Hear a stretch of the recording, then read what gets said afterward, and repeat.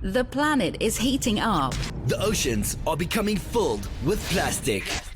Change starts now. Change starts now. We're on a countdown. To zero waste. 5, 4, 3, 2, 1.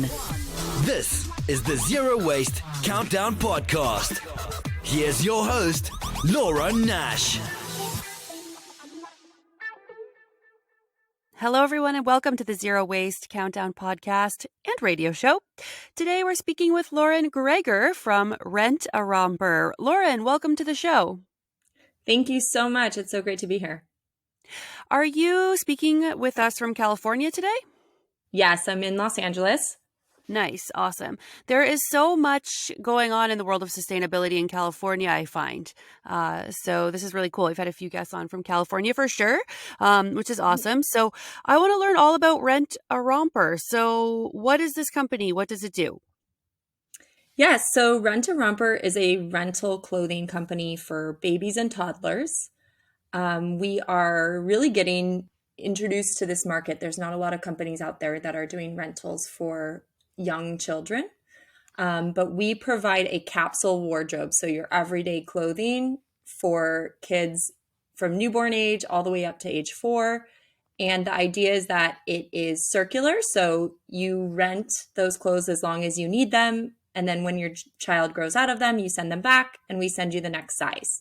And we're really focused on making it convenient for parents, but also making sure that we're doing something that is sustainable for the planet as well. So what is a capsule? I know kind of the definition. So does that kind of mean that there's every kind of clothing that a kid would so need? we call it a capsule. Like a capsule wardrobe in fashion would be all the essential pieces that you need. So that's sort of how we think about it for babies. Our largest size has 15 items in the box, and it has 5 onesies, like a couple pairs of pants, pajamas, rompers. So you kind of have everything you need to mix and match in one box. Oh, that's fantastic. And does it change for the season as well? I guess Los Angeles, does it get cold there at all? It does sometimes. We're I thought actually it did, yeah. all over the US right now. And so we have, customers that are in much different climates. So we do carry, warmer clothing, or, we have customers that are down in Texas and they really need summer clothes a lot of the year. So we do customize our capsules and sort of curate based on our customers. Okay, so is there a place where someone can kind of go and pick out different fashion as well? Or is it kind of all the same kind of fashion? We try to just focus on your everyday sleep and play wear. So we're not going to have fancy dresses for, if your daughter's in a wedding or something. So it's really your everyday soft, comfortable clothing. But we do allow our customers to have style preferences and tell us what colors they like and, patterns and things. So we do try to make sure that, just because you're trying to do something sustainable doesn't mean you want to sacrifice on quality or your style. So we do try to curate for each of our customers and what their preferences are. And we carry lots of different brands of clothing. So we try to really fit each box to what our customers really like.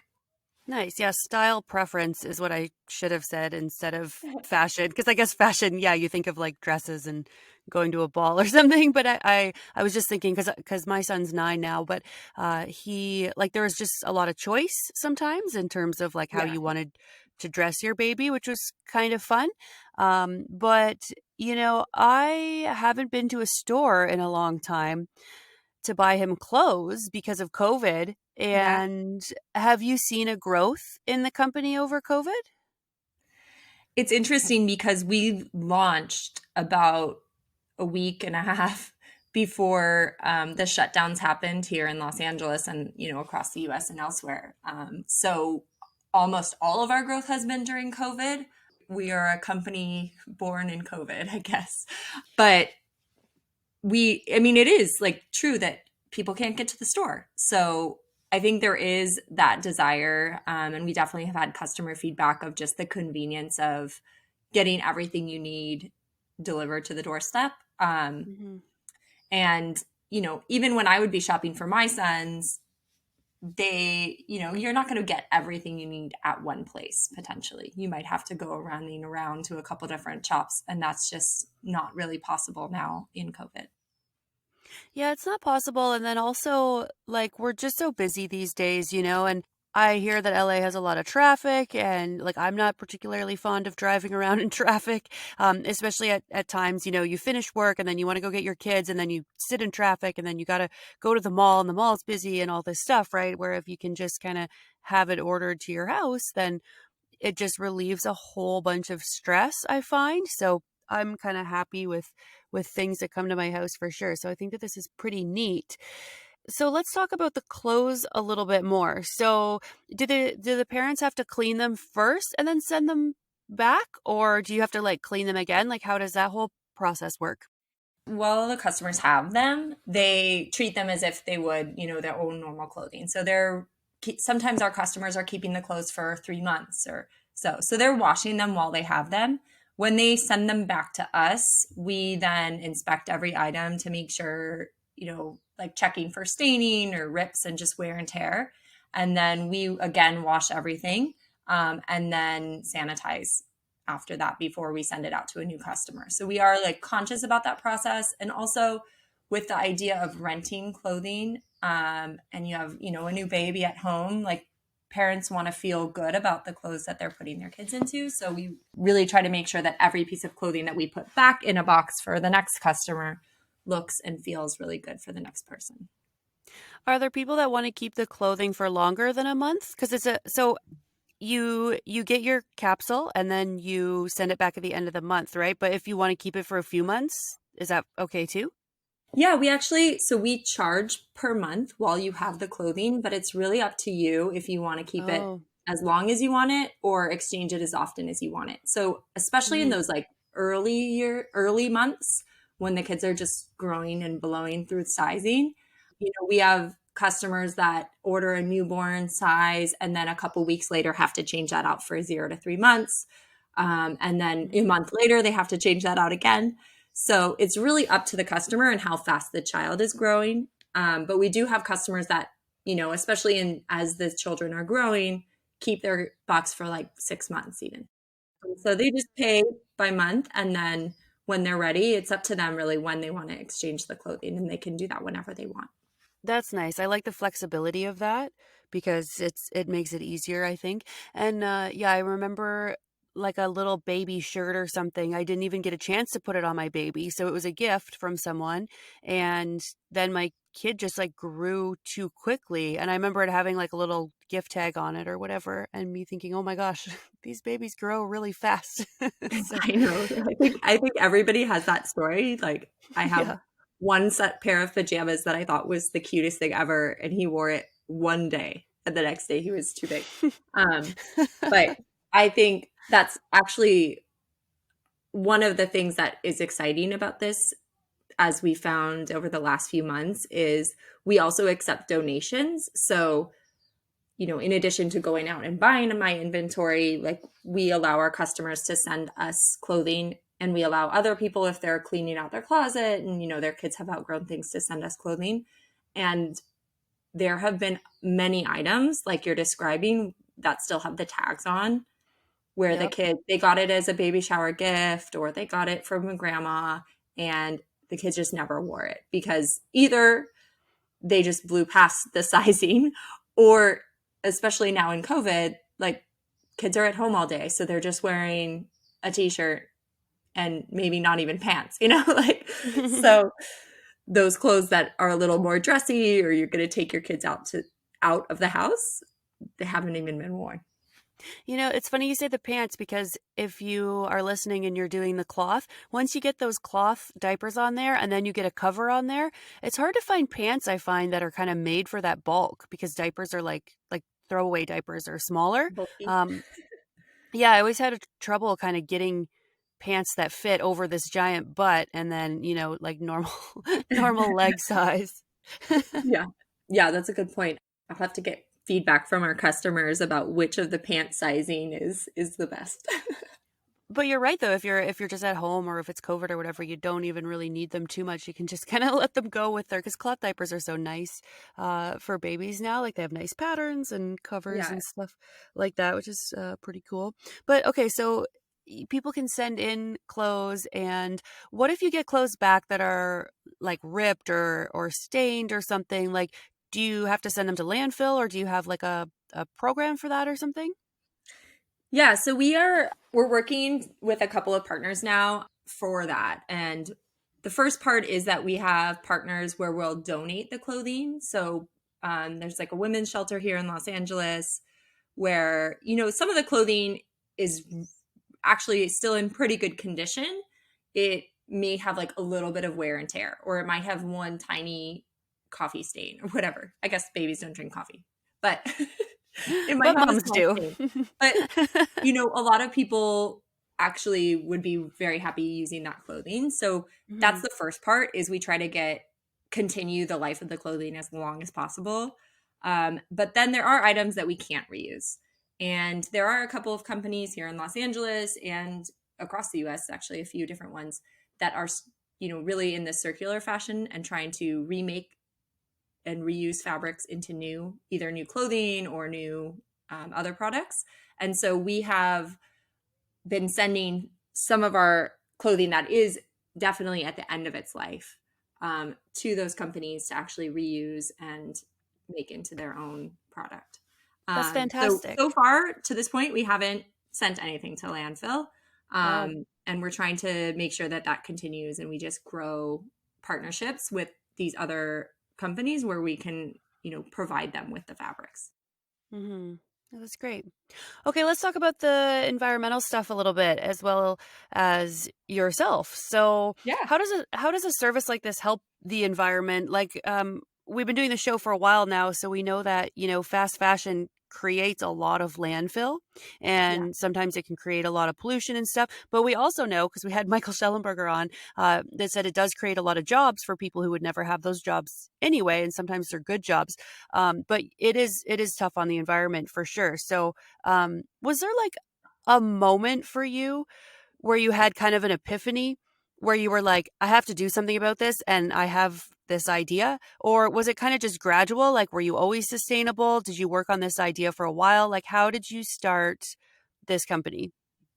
Well, I mean, I've always cared about the planet.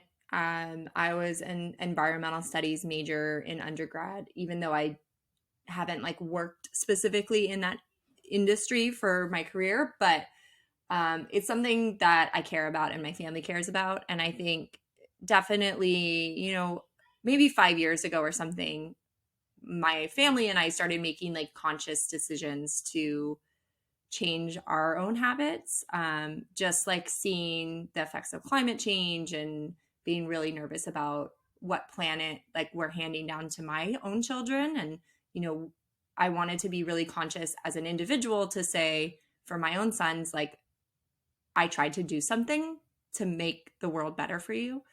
And so I think that's something that as an individual, I've just been really trying to do. And that's little things in our house, like taking bags to the market, or we only use cloth napkins now. We don't purchase any paper products in our house, and we don't Hmm. use like saran wrap or plastic wrap for our food anymore. Like little things Hmm. that start to snowball into bigger things. And then I guess like along that, you just look around your house, especially as kids are growing, and there was just so much stuff in our house, stuff that I didn't even buy, and stuff that you kind of need as the baby's growing, like all the different apparatus and high chairs and whatever else you need. And as a parent, I've always been a working mom, and I'm looking for like really convenient solutions, as you described. Like, I don't want to be running out to the store in traffic all the time. However, I feel like a lot of those convenient options today that come at a click of a button are not thinking about the effects that they're having on the planet. They're Totally. solving like the convenience problem. And I wanted to create a problem, or, a solution that solved the convenience issue but thought about the planet at the same time. So as I saw, like, one of the biggest culprits in our home was the clothes. And my boys grew super fast and they're very tall. And I just felt like I was constantly out at the store or online looking for deals, looking for things. And then another box or another package arrives at your door. And I felt like there just had to be a better way to do this. And as I started talking about this idea with other people, other moms in some of the groups that I was a part of, or out at, some networking and various events that I was going to, people's response was really positive and was like, you have to do this. If you had this, I would sign up today. If you had this when my kids were growing up, I would sign up. And the response was just really overwhelming. And I felt like I had to take action. That's awesome. That's really good. Did it take you a long time to have the conception to where the business was operating? So in about October of last year, 2019, I started with a really small group of friends and family and, friends of friends, extended people that I could get a hold of that I knew had small children. And I just started trying it with them. So I was trying to figure out how much would shipping cost, like how long would they keep the clothing, how much were they willing to spend. And so I started moving really quickly just to try and test things out and learn as much as I could. So from October to December really was that period of just learn as fast as you can. And we did learn a lot from that group. So a lot of the customers at that time said we have two sizes of our capsule. We have a complete capsule, which is 15 items. And that was really like, if you need everything just to be taken care of, order that one. But a lot of customers said, we already have hand-me-downs. That is way too much clothing. And so we added, based on their feedback, a smaller size that comes at a lower price point. And it really can be to supplement everything else that you might already have. And so that was really, there were several things influenced by that sort of trial period. And once we were able to do that, we started building the website and launched in March of 2020. So I guess it took us a few months to really get the true product ready, but we're still learning. It's a process. And I think this is a company and a model that doesn't quite exist yet. There are a few companies abroad that are doing similar things. And there's a little bit of a movement here in the US, I know, that is trying to do something similar. But it is a bit of a new model, especially for children's clothing. And the demographics, I think, are changing where our families are getting smaller. And we've been seeing that for a long time. So, there's not a whole lot of women who are having like 5 or 6 kids, that's for sure. So, there's less of a like a direct hand-me-down kind of thing going on. But then also, like, as you have less cousins, for example, Mm-hmm. if your parents' family was small, then you have less options for the hand-me-downs, because one of my cousins, she would give me like garbage bags full of clothes. And Yeah. so I really never had to buy anything for a long time. I don't get that anymore. I just bought my son shorts back in March, and by July they were too small. And I thought I bought them nice and big for him. Yeah, it's crazy how fast they grow. And, it helps you save money too. If you're not always buying these things, then, in a few months, you're like, oh, now you don't have any shorts. And one time we were, oh gosh, we were at like a water park, and, it's very cold where I live. So we don't wear shorts for like 9 months of the year. And we got down to Florida, and my kid was getting dressed to go on the water rides. And he came out, he's like, Mommy, my shorts are too small. And they were like way too small. Like he couldn't even get them up. And I'm like, how do you grow so fast? So there we are, like, a few thousand kilometers away from our home, like without these shorts. So we had to like run to the gift shop, and then, yeah, it was just ridiculous how fast they grow. That's So really funny. And actually, one of the things I'm working on right now is we're going to be launching a new sort of model. Right now, our capsules go from newborn to size 4. mhm. but we are thinking about doing seasonal rentals. So like that situation that you just described of we live in snow, but we're going to go to a warm weather climate. Hmm. You could just rent clothing for that, or vice versa. I'm in California, but we're going up to Michigan to visit the in-laws for the holidays, and my kids don't have winter coats. So Oh, that would be nice. that's Yeah. something that we're in the works on right now, and I'm really excited about because, I mean, my kids, we've lived in different places, but those coats last forever, but it's definitely something that they wear for a few months a year, and then they're way too small.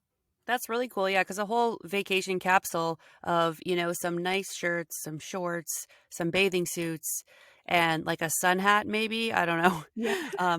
Because yeah, when you think about it, like for Canadian listeners, if you're like, yeah, it's winter for nearly 9 months and you don't wear those sorts of things. And so if you buy them for a vacation, by the time summer rolls around again, if you bought them, in November around Christmas time, those things probably aren't going to fit your child. But some children don't grow as fast either. So Yeah. if you're like, Yeah. what are you talking about? I don't know. Mine just does, and I don't know why. it's just it just never stops. Um, My youngest son just grew an inch in like a month. And then my older son didn't grow at all, but he put on like 13 pounds. So oh. Yeah. So it's just a good idea to have these things available for people and to take the stress away from working parents, I think too. So have you looked into like the sustainability of any of the clothes you get at all? So I think that's a really tough one. I don't see hardly any clothing lines that are very sustainable for kids. I know have you ever heard of Sustain by Kat? She's in LA as well. I don't know. She That, does like organic cotton, and she's like certified to like the highest levels of yeah, everything. Yeah, I'm she's gonna check it out. and she does natural dyes too. So we did an episode about just totally natural dyes made of like plants and walnut shells and stuff. I think Wow, she's got a cool. couple kids things, but yeah, have you thought about like that upstream process at all? Yeah, Because that I think would definitely. be tough. So I think that you know, I think listeners and everybody can have opinions about what the best way is, but this is how I've approached it, so I'll share. I think that there are a lot of different ways to approach this problem because there are so many inputs that I think all can't be fixed at the same time necessarily, or by the same company, or by the same, by one individual. So my philosophy at least to start has really been we want to keep affordability at the forefront, because I think if sustainability and choosing an option for rental is only available to a certain demographic or income stream, then that's not really going to create the change that we want to see. So with that, I've been prioritizing extending the life of clothing and diverting from landfill. So the tail end essentially of the process. As much as we possibly can, because at the moment that's going to keep our cost low for our customers.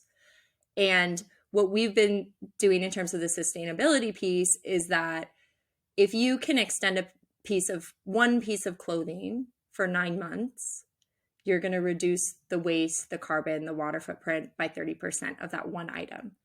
So already we've been seeing impact of that. We have items of clothing that have been in our inventory now since October and have circulated through 4 families and are still going, still great quality, still clean, all of the things. And so I think we're seeing that impact. And then from the donation campaigns that we're doing and the partnerships that we're creating at the tail end for items that we're actually retiring, that's the impact we're trying to see now. So just extend life of clothing as much as we possibly can, get out to the widest demographic, and really like shift consumer behavior around rental, reuse, and extending life. I do think that when we get bigger and have like more, power in our scale, that I want to then begin to go upstream, like you're saying, and really start to influence where we're sourcing our clothing. And I think we've already begun to see that a little bit. We now have 6 wholesale partnerships, and a couple of our wholesale partnerships are with, like you're saying, like the highest certified organic cotton, um, local, as in like female owned, um, made in the US brands. And I think the bigger that we get, the more we can start to really influence there as well. And then just have a more seamless process where we're, sustainable all the way from source to the very end of our process. And I think as a small startup, like we're focusing on the end of life, extending, and divert from landfill as much as we possibly can right now, and then we'll move in that other direction as we get bigger. Yeah, which, like you say, makes a big difference. And I think you put this really well. Like, I think you have articulated it well, that you are focusing on one problem. You're not focusing on all of the world's problems. So, like, I get a lot of emails and messages and stuff being like, yeah, but, this company says they're sustainable because they're doing A, B, and C, but what about, D, E, and F? And I'm just like, oh my gosh, it's like they can't do everything. And like the impact they're doing for these few things is actually really good, right? So I like to see companies that are choosing like some part of the environmental puzzle and like fixing it and solving it and like doing a really good job. And then sometimes we have to remember that you really can't do absolutely everything. I mean, it sounds like maybe you will try one day, but then again, like what I said about Michael Schellenberger saying, like, there are a lot of people that are completely lifted out of poverty from fast fashion. So yes, it's very bad for the environment, but it's also giving jobs to women who would never have jobs otherwise, and who significantly lift themselves to like a higher standard of living by getting these jobs, and they're actually, a lot of them in the Philippines and whatnot are actually like pretty good pay for where they are. And when he said that to me, it was really shocking, to be honest, because I was always like, fast fashion is so bad and it's really, really evil and all this stuff, right?